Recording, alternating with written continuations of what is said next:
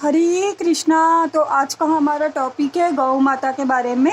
तो हमें कोशिश करनी चाहिए कि हम गौ माता की सेवा कर सके और उनका संरक्षण कर सके, क्योंकि काफ़ी सारी जगहों पर गौ माता को तस्करी की जाती है, यानी कि गौ माताओं को चुरा कर और उनको बेचा जाता है और उनको फिर बहुत सारे लोग मतलब जैसे खाते हैं तो उनको भी काट के खाते हैं।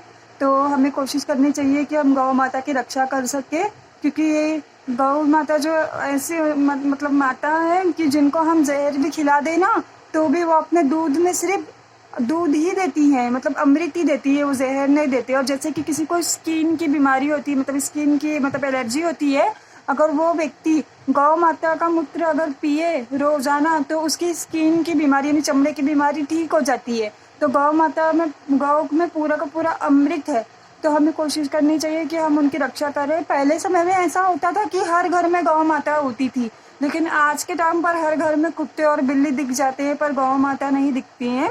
तो कुत्ते और बिल्ली से हमारी कोई दुश्मनी नहीं है, पर गौ माता का जो सम्मान है, मतलब उनका जो जगह है वो हमने किसी और को दे दिया है, तो ये ठीक नहीं है और हम उन्हें भूलते जा रहे हैं। मतलब वो उनके दूध पीकर ही हम बड़े होते हैं। जो भी दूध मतलब आते हैं पैकेट वाले या जो भी दूध मतलब मिलते हैं वो गौ माता की ही दूध होती है, हम वही पीते हैं।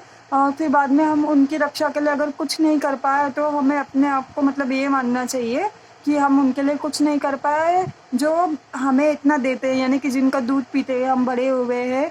तो हमें रक्षा मतलब सोचना चाहिए इस बारे में कि गौ माता की रक्षा कैसी होगी और उनका सेवा कैसे किया जाए। और जैसे कि धीरे धीरे गौ माता लुप्त हो रही है तो हमें इस बात का भी ध्यान रखना चाहिए कि गौ माता धीरे धीरे लुप्त ना हो जाए, क्योंकि गौ माता रहेंगी तभी हम जीवों का संरक्षण होगा, तभी हमको दूध मिलेगा पीने के लिए, तो ही हम अच्छे से रह पाएंगे। इस संसार में सभी को जीने का अधिकार है, तो किसी के प्राण मत लीजिए और गौ माता की रक्षा कीजिए और हरे कृष्ण महामंत्र का जाप कीजिए जितना हो सके उतना, और विष्णु प्रिया के प्रचार को आगे बढ़ाइए, यानी कि चैतन्य महाप्रभु के प्रचार को हमें आगे बढ़ाना है।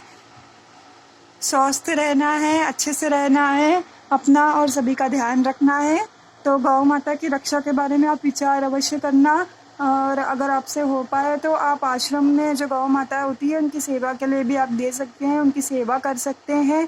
वह अपने भाव अनुसार, अपना सामर्थ्य अनुसार, ऐसा नहीं कह रहे हैं हम कि आपको पैसे ही देना है, पैसे से ही करना है। आप अपना समय भी दीजिए, भाव भी दीजिए थोड़ा सा।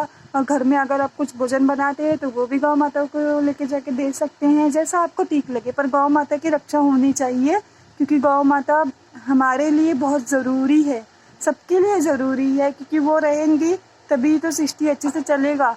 क्योंकि गौ माता के बिना नहीं कुछ हो सकता, क्योंकि उनके दूध से ही हम जीवित हैं, उनका दूध हमें मिलता है, तो हमें उस दूध का कर्ज चुकाने के बारे में सोचना चाहिए। हरे कृष्ण कृष्ण कृष्ण हरे हरे, हरे राम राम राम हरे हरे। सभी को दंडवत प्रणाम। हरे कृष्णा।